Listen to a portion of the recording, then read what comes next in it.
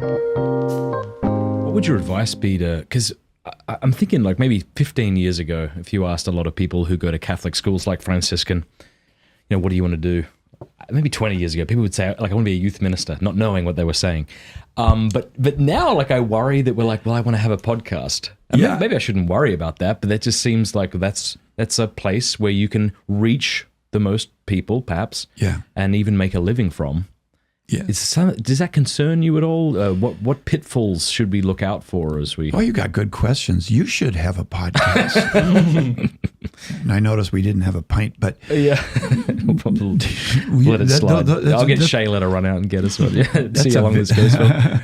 That's a very good question. I like your questions. What was it? No, I'm kidding. Well, and I'm asking for myself, right? Yeah, and me too. Yeah. I would say...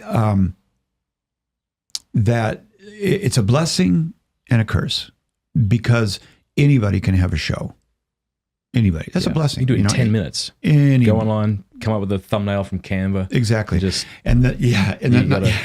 You've been there. The number one question I get from like graduates of Franciscan University or Augustine Institute and other places, they'll say, "Dear Jeff, I know you're busy, but I just wanted to ask you, I really feel that the Lord has called me to do what you're doing. How did you do it?"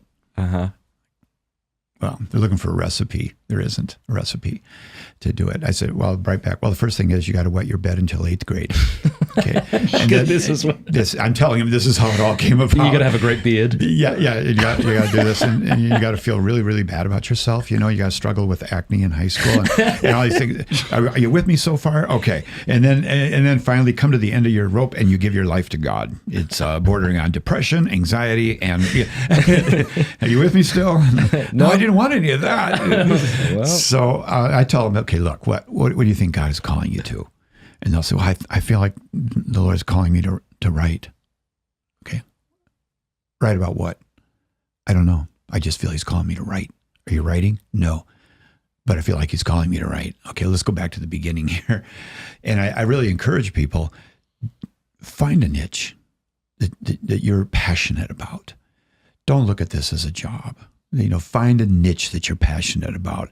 And it might be something that it doesn't look big or whatever, but you're passionate about it. Give your life over to this. Start studying. Find out who else is in it. Start to communicate. Link with others. Speak right there. Teach. Your gift will make room for itself. Scripture says it'll make room for itself.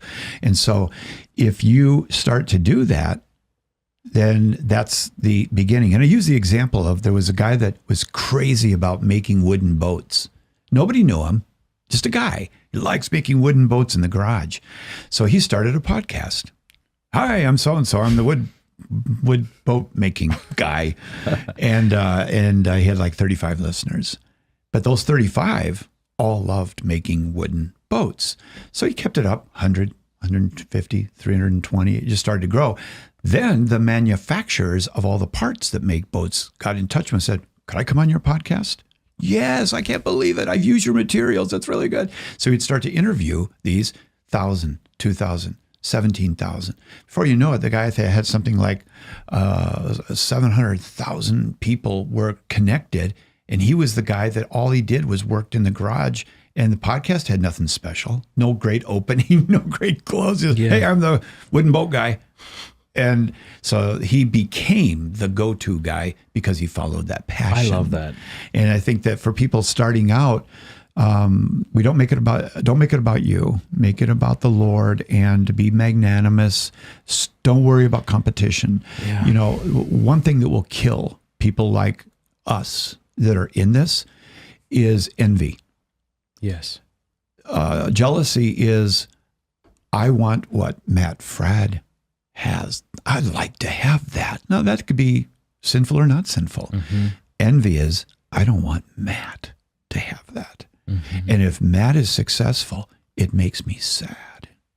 It makes me sad. This is called envy, and it's a deadly sin. It will take your joy away when you compare yourself to other people. And that's what I was saying earlier, is that I'm created for love. I'm not settling for likes. I'm created for love, and I'm going to go there. Let the likes take care of themselves. But people, particularly who are creative, struggle with this. Write a book on 10 ways to be a Christian, and they put it out there, and 72 people bought it. And that guy over here, 10 ways to be a Christian in America, and he puts out there and he sells 1 million. And this guy here, it makes him sad. That's called envy. Yeah. Hey, thanks so much for watching. Please be sure to like and subscribe and leave a comment below letting us know what you thought about the video.